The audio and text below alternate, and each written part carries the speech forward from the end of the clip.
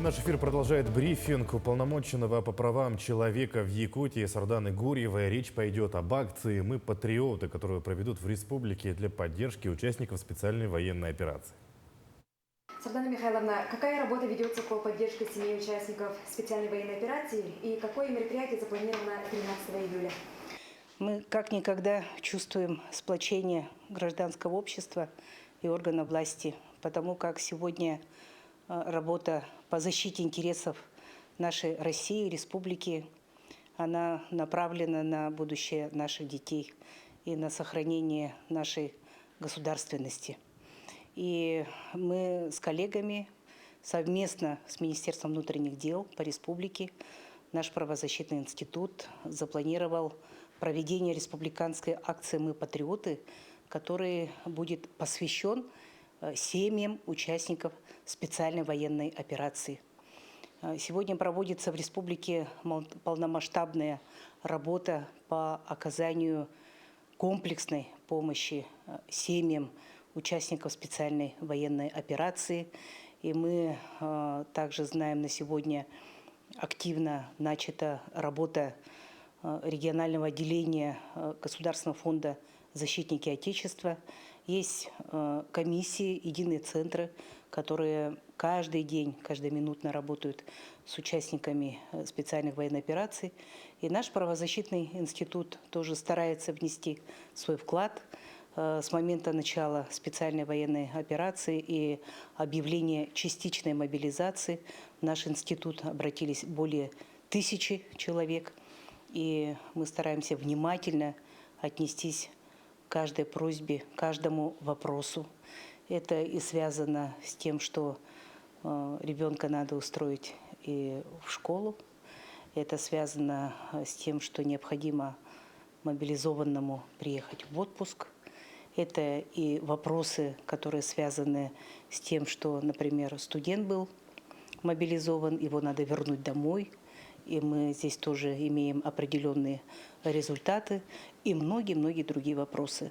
Поэтому на площадке банкетного зала «Аморе» в городе Якутске 13 июля будет проведен благотворительный концерт для семей участников специальной военной операции.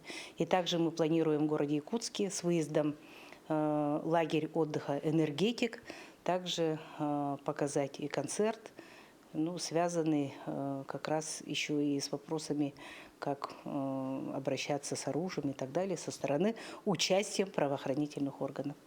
Спасибо. О самых заметных событиях вторника, 11 июля, вы узнаете из материалов наших корреспондентов. В студии Сергей Михедов. Здравствуйте. Вот основные темы дня. Безопасность важнее штрафов. Судоводителям необходимо соблюдать правила движения по внутренним водным путям. За этим на реке следят патрульные группы ГИМС. Сколько человек погибли на воде с начала лета. Алдан готовится отметить 100-летний юбилей. Улицы, площадки для отдыха, спортивные сооружения. Благоустройство идет по многим направлениям. Готовь сани летом, мороз теперь не страшен жителям Ленска. В городе появились первые теплые остановочные павильоны. Ребенок может быть счастлив только в семье. Наша съемочная группа побывала в республиканском детском доме-интернате в поселке Серебряный Бор Нерюнгринского района. Начинаются самые масштабные раскопки в истории республики. Общая площадь исследуемой территории около 2000 квадратных метров, что уже удалось найти.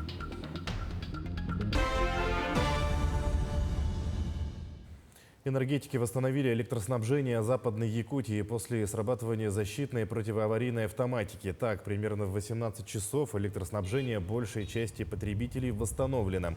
В Вилюйской группе районов резервные источники питания, Вилюйская, Верхневилюйская, Нюрбинская дизельные электростанции выведены в резерв. В частичном ограничении остаются поселки Светлый и Арылак Мирнинского района.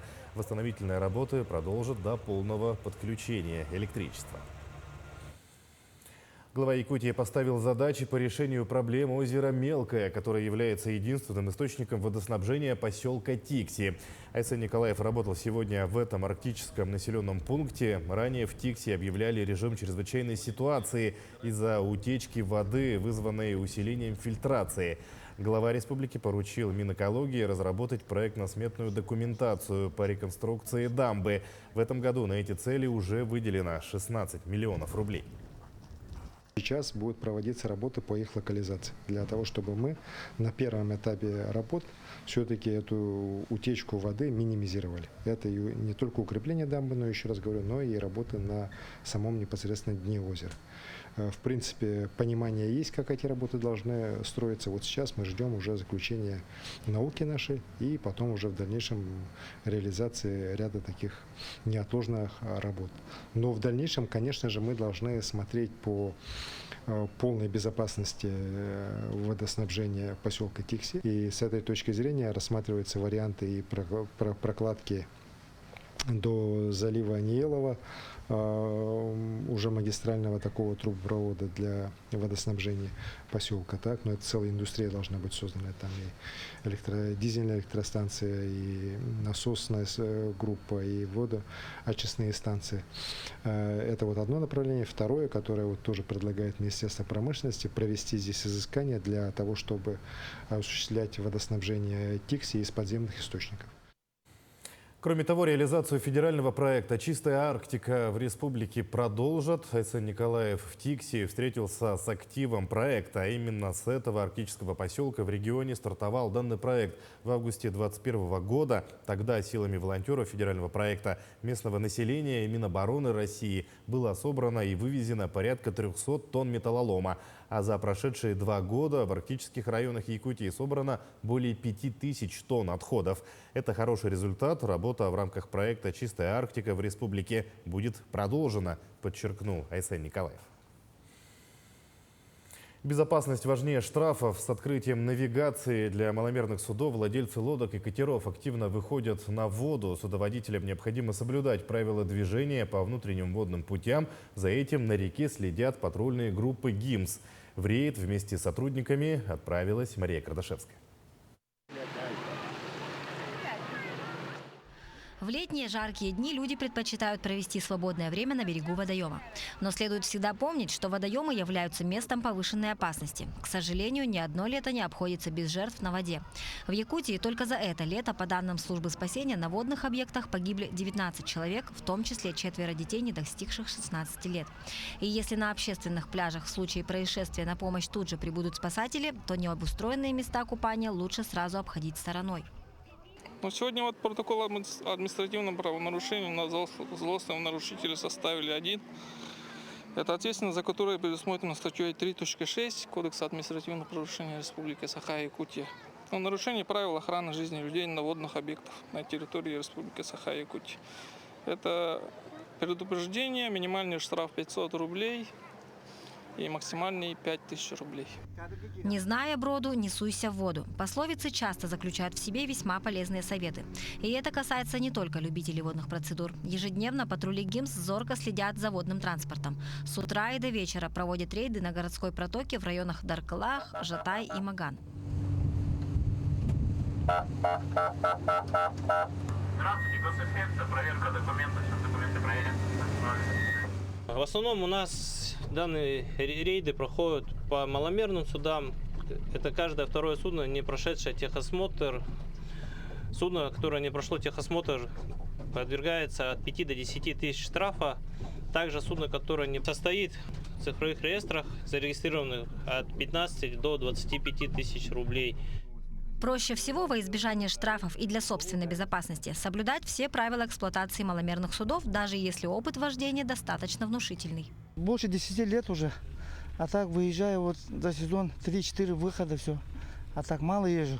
Все правила соблюдаю, жилеты одеваем, жилеты для пассажиров или как там, у своих друзей есть. В основном вот эти выходные, вот жаркие погоды, то на острова.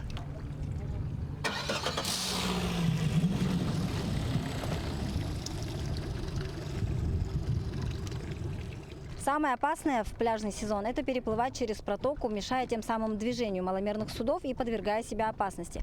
А между тем очень важно помнить, что ваша жизнь зависит от соблюдения всех правил безопасности. Мария Кардашевская, Илья Сыромятников, Якутск.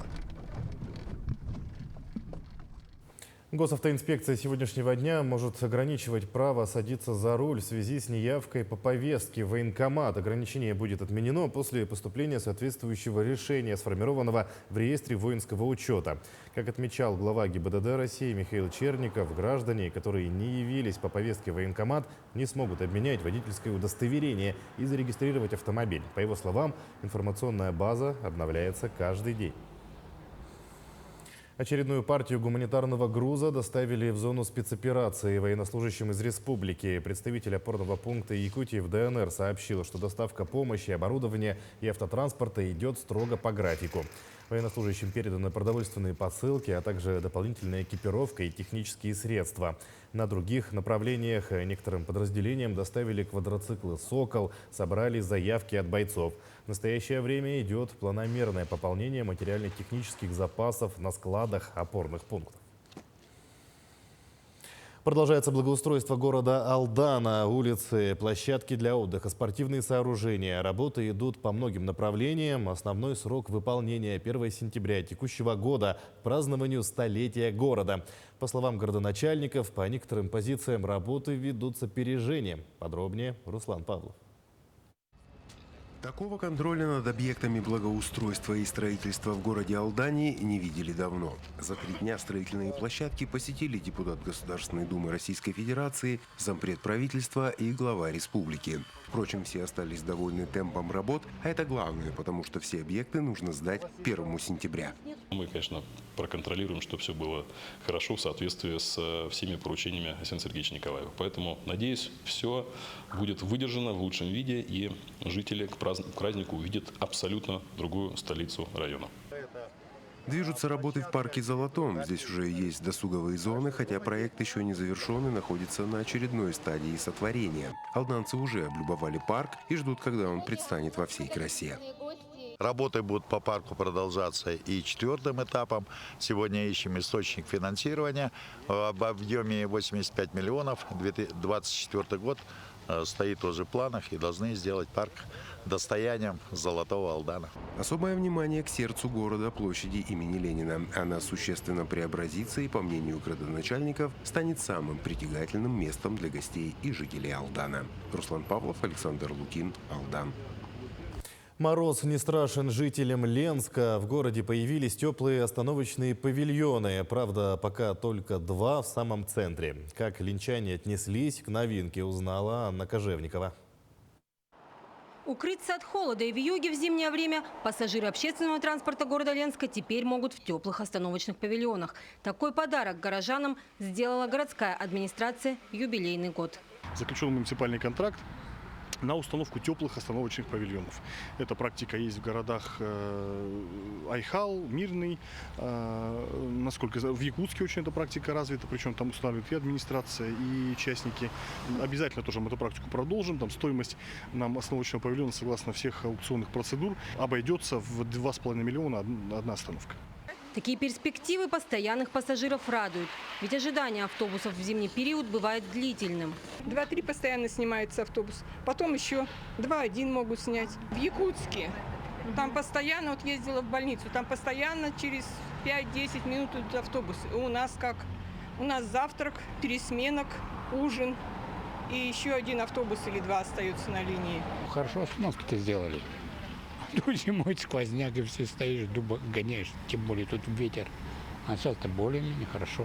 Это очень хорошо, потому что у нас погодные условия не очень комфортные для стояния и ожидания транспортных средств. Для людей, которые непосредственно ездят на автобусе, это очень хорошо сделано. Пока остановочные павильоны с обогревом появились только на 2 центральных остановках по улице Ленина. Это пилотный проект, но в планах оснастить подобными объектами и отдаленные микрорайоны Ленска, такие как Северный, Алроса, Разведчик. Анна Кожевникова, Александр Ильчук, Ленск. С началом строительного сезона работы по капитальному ремонту многоквартирных домов продолжились. Ответственным исполнителем программы выступает Министерство ЖКХ и энергетики, а соисполнителем – региональный оператор Фонд капитального ремонта. Подробнее в материале Марины Захаровой. Программа капитального ремонта, стартовавшая в 2013 году сроком на 13 лет, включает в себя 10 краткосрочных планов, разделенных на трехгодичные периоды и затронет все дома в республике. Было увеличено финансирование. Очередность объектов составляется исходя из года постройки и последнего ремонта, собираемости взноса и степени изношенности. Программа капитального ремонта стартовала по всей стране в 2013 году. В 2016 году случились изменения, серьезные региональные программы претерпели изменения. С тех самых пор все дома учтены. Сейчас в программе находится 3475 домов. В текущем моменте в планах отремонтировать 274 дома по всей республике, 536 конструктивных элементов. В этом году планируется ремонт 274 многоквартирных домов по республике, из которых 133 в столице. Капитальный ремонт затронет фасады, фундаменты, подвалы, также делают водоснабжение, водоотведение, электрику, крыши, лифты, газа и теплоснабжение. Сейчас весьма подходящее время для замены отопления, которому уделяется отдельное внимание. Работы по нему планируют завершить к началу осени. В этом году мы взяли проведение капитального ремонта по адресу город Якутск, улица Автодорожная, 40/5.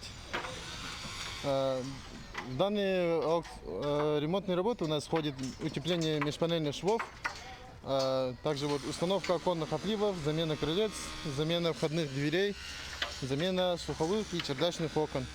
В 2024 году пройдут игры «Дети Азии», поэтому все силы будут брошены на ремонт фасадов. Будет заделка межпанельных швов, утепление, а потом покраска. Также заменят окна. Республика потихоньку готовится к приему гостей. Марина Захарова, Тимур Колмогоров, Илья Сыромятников, Якутск. Идем далее. Госкорпорация «Роскосмос» и Центр подготовки космонавтов имени Гагарина объявляют о начале 4-го открытого конкурса по отбору в кандидаты в космонавты. Цель – обеспечить выполнение задач федеральной космической программы. В конкурсе может участвовать любой гражданин России до 35 лет, который удовлетворяет требованиям, предъявляемым к претендентам. По итогам конкурса планируется отобрать кандидатов в космонавты, которые пополнят отряд космонавтов Роскосмоса. Об этом рассказала нашему каналу руководитель секции Восточного регионального отделения Российской академии космонавтики имени Циолковского в Якутии Сардана Демиденко. Значит, отбор будет проходить в 2 этапа, на всероссийском уровне. Первый этап – это подача документов до 30 октября. По установленной форме перечень документов, они представлены на сайте Центра подготовки космонавтов. И второе, при успешном прохождении первого этапа претенденты приглашаются на очный отбор в Центр подготовки космонавтов. Ну и по результатам, если пройдут, то межведомственную комиссию, то будут уже включены в состав отряда космонавтов. Также стартовал 2-й этап приема в первые классы школ Якутска на новый учебный год от заявителей не по месту жительства, то есть на свободные места. 2-й этап подачи заявлений в школы столицы продлится до 5 сентября. По данным на сегодня в Якутске в первые классы, включая негосударственные и республиканские школы, зачислено 4828 детей. Всего в первые классы открыто 5810 мест. Растет потребность в профессионалах в сфере информационных технологий. Так, по запросу главы республики Министерство инноваций в сентябре откроет свои двери цифровой колледж «Синергия». Обучение будет проходить очно по 8 направлениям, привлекут специалистов из разных отраслей. Например, у мультипликаторов будет возможность присутствовать на дистанционных лекциях специалистов Союзмультфильма. Конкурс проведут на основе среднего балла аттестата. Прием длится до 20 августа. Направление цифрового колледжа было выбрано не зря, потому что в данный момент в регионе, в Республике Саха-Якутия есть дефицит IT-специалистов, дефицит специалистов креативной индустрии, поэтому мы подобрали 8 направлений, в которых есть и IT, как программирование, веб-разработка, так и креативные направления, например, графический дизайн, анимация, анимационное кино. Каждый ребенок может быть счастлив только в семье. Наша съемочная группа побывала в республиканском детском доме-интернате в поселке Серебряный Бор Нерюнгринского района. Там живут ребята с самыми разными судьбами и верят, что их жизнь обязательно изменится к лучшему, рассказывает Иван Лазаренко. Воспитывать, заботиться о здоровье, развитии, создавать условия для получения образования и готовить к самостоятельной жизни. Все эти функции взяли на себя сотрудники Республиканского детского дома-интерната в поселке Серебряный Бор Нерюнгринского района, где сейчас на попечении проживают 115 воспитанников. Наши детки окружены любовью, вниманием, заботой. Это казенное учреждение, большое учреждение, в котором спальня на несколько человек. А каждый ребенок хочет свою комнату, свою семью, папу, маму, бабушку и дедушку. Обратите внимание на наших детей. Они ничем не отличаются от деток, которые живут в семьях. Дайте им возможность испытать на себе любовь, внимание, заботу непосредственного человека, приемного родителя. Большинство воспитанников и выпускников детского дома-интерната с теплотой вспоминают доброту и заботу персонала, ставшим ребятам семьей, вместе с которой они делили все свои радости и неудачи. У меня была любимая воспитательница. Мы полюбили друг друга. Она меня начала собирать в гости. Сперва на выходные, потом на месяц. А потом уже насовсем. Не бойтесь брать детей из детского дома. Они такие же дети. Они тоже хотят любви, ласку, заботу. Они тоже хотят, чтобы рядом с ними была мама и папа. 5 ребятишек детского дома-интерната уже обрели новые семьи. Остальные пока только мечтают об этом и верят, что они когда-нибудь обязательно будут жить в настоящей дружной и любящей семье. В этом году нашим учреждением начата очень добрая традиция. Мы будем проводить ее ежегодно в канун Дня защиты детей 1 июня. Учреждение будет распахивать двери для всех желающих жителей не только Нерюнгринского района, но и в целом Республики Саха-Якутия. Мы в этот день показываем работу нашего учреждения без фильтров, без прикрас. Поэтому приходите к нам в гости, общайтесь с нами, знакомьтесь с нами. Мы рады видеть всех. Никогда не поздно изменить судьбу тех, кто еще не нашел своих родителей. И для этого двери Республиканского детского дома-интерната всегда открыты. Иван Лазаренко, Вадим Барашков, Нерюнгри. Начинаются самые масштабные раскопки в истории республики. Общая площадь исследуемой территории около 2000 квадратных метров. Археологические изыскания проводят на месте старой центральной бани в Якутске по улице Чернышевского, где будут строить 12-этажный отель «Космос». Что успели найти и какую ценность представляет это место, знает Надежда Саханская.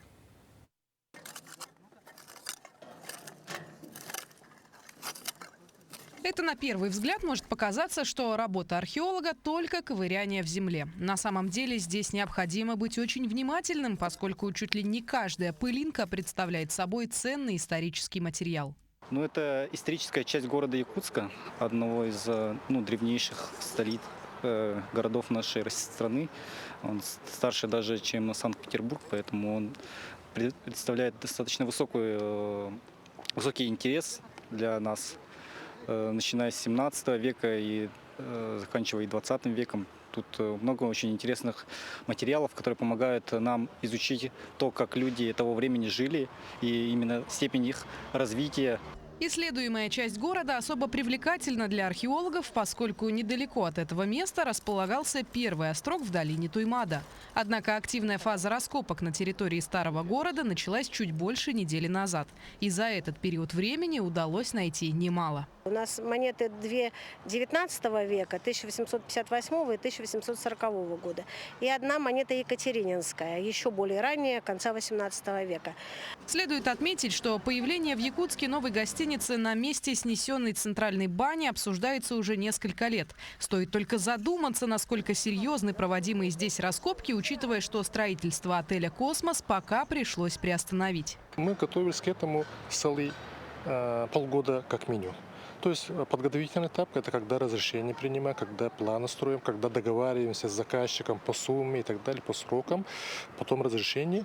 И эти раскопки будут проходить до конца археологического сезона, который мы называем конец сентября, начале октября, то есть до заморозка. Все это должно быть завершено, и уже объект сдан заказчику.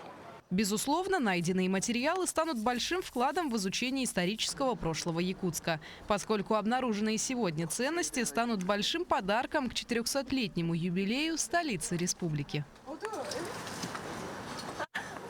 Проводить археологические исследования на этой местности следовало уже давно, потому что здесь сосредоточен исторический слой города Якутска. Застройки здесь начинались в конце 17-го, начале 18 веков. Как показывают исследования, был уже найден якутский туесок, ориентировочно 18-19 веков. И это самое начало.